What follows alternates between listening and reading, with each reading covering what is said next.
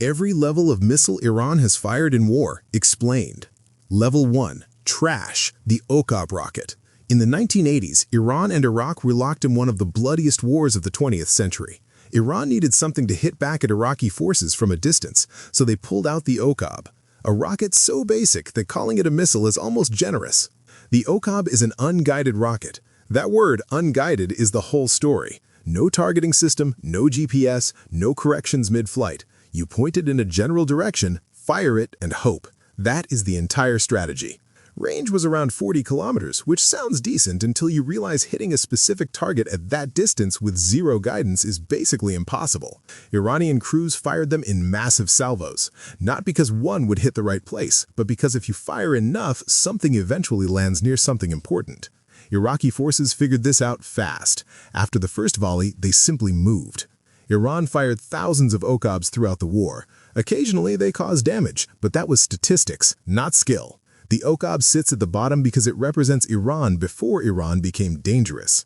Level 2. Bad. The Shahab 1. By the late 1980s, Iran realized that unguided rockets were not enough. They needed something that could reach deeper into enemy territory. So they turned to the Soviet Union's old Scud missile, copied it, and called it the Shahab 1, which in Farsi means meteor. The name was ambitious. The missile was not. The Shahab 1 was essentially a Scud with an Iranian flag painted on it. Same outdated technology, same terrible accuracy, same fundamental problems. It could travel around 300 kilometers, enough to reach Baghdad from western Iran. But hitting a specific target inside Baghdad, that was a completely different question. During the infamous War of the Cities in 1988, Iran and Iraq fired ballistic missiles directly at each other's civilian populations. Tehran got hit, Baghdad got hit. The Shahab 1 could not reliably hit a neighborhood, let alone a building, but it did not need to. The goal was fear.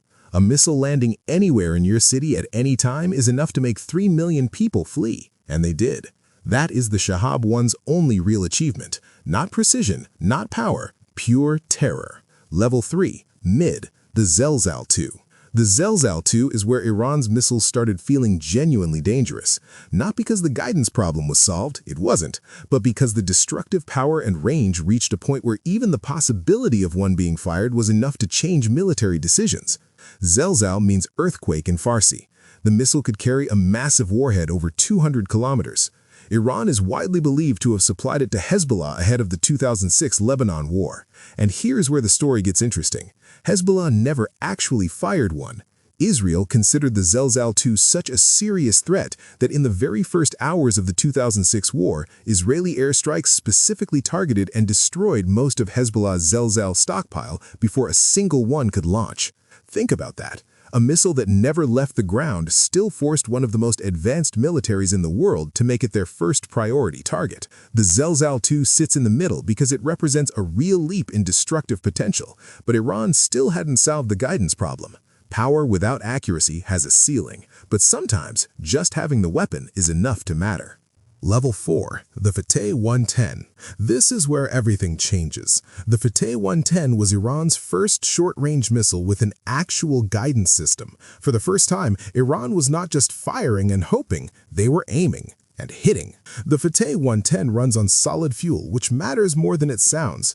Liquid fuel missiles need hours of preparation before launch, giving enemies a window to spot them and strike first. Solid fuel means the missile is ready to fire in minutes. No warning, no preparation window, just a launch.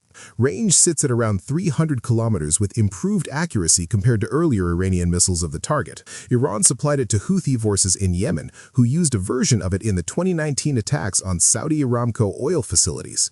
The attack caused multiple precision strikes across the facilities. Saudi Arabia lost 5% of its entire daily oil supply overnight. Global oil prices jumped the next morning. The Fateh 110 belongs here because it proved Iran had finally cracked precision. But 300 kilometers is still a regional weapon. It can hurt neighbors. It cannot threaten anyone further away. Capable, battle-tested, but not yet in the conversation for something truly strategic. Level 5. The Goods. The Qiyam-1. The Fateh 110 proved Iran could build a precise missile. The Qiyam-1 proved Iran could build one that is very hard to stop. Most ballistic missiles follow a predictable arc through the sky. Defense systems like Patriot batteries are designed around that predictability. They calculate the trajectory, intercept the path, and shoot the missile down. The Qiyam-1 was Iran's answer to that problem. It was their first ballistic missile with a separating warhead, meaning the warhead detaches from the missile body mid-flight and continues on its own. Smaller, faster, and far harder to track on radar. On January 8, 2020, hours after the U.S. killed IRGC Commander Qasem Soleimani, Iran fired Qiyam-1 missiles directly at Ain al-Assad airbase in Iraq, a base housing American troops. This was not a proxy attack through Hezbollah or the Houthis. Iran pulled the trigger themselves, directly against U.S. military forces. 11 missiles struck the base. Specific buildings were destroyed. No interceptions were recorded. The Qiyam-1 sits here because it crossed a line no Iranian missile had crossed before. Iran used it directly against a superpower's military, and it worked. Level 6. Great. The Fateh 1. Every missile before this one could be dealt with. Slower missiles can be tracked. Ballistic arcs can be calculated. Defense systems like Israel's Arrow or America's Patriot were built around one core assumption, that they have enough time to detect, calculate, and intercept. The Fateh 1 destroys that assumption completely.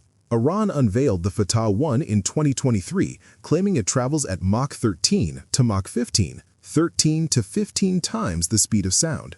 Western analysts have not independently verified these exact numbers, but even if the real figure is lower, a missile flying at hypersonic speeds is a fundamentally different problem than anything existing defense systems were designed to handle.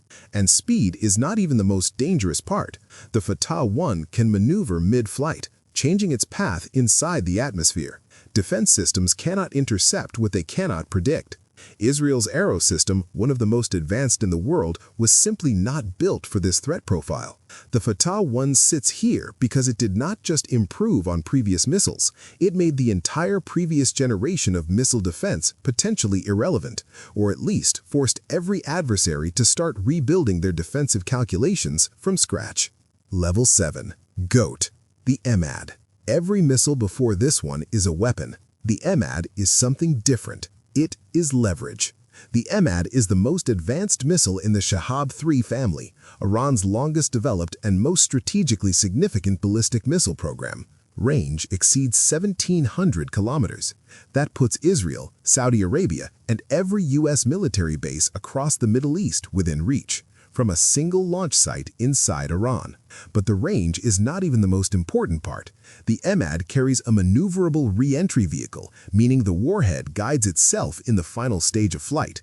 Iran claims accuracy of around 500 meters at that distance, though this has never been independently verified. What is not disputed is that it was specifically engineered with one future possibility in mind, carrying a nuclear warhead, if Iran ever crosses that threshold. Here's what makes it the GOAT. Iran has never needed to fire the EMAD at Israel to change how Israel behaves. It has never needed to launch one at a U.S. base to affect American foreign policy. The missile sitting in an underground silo, ready, is enough. Every sanctions negotiation, every nuclear deal, every regional military decision happens in its shadow. The most powerful weapon Iran has is the one it has never used. If you thought this video about Iran's missiles was good, you're gonna love the one on the screen. Go check it out now.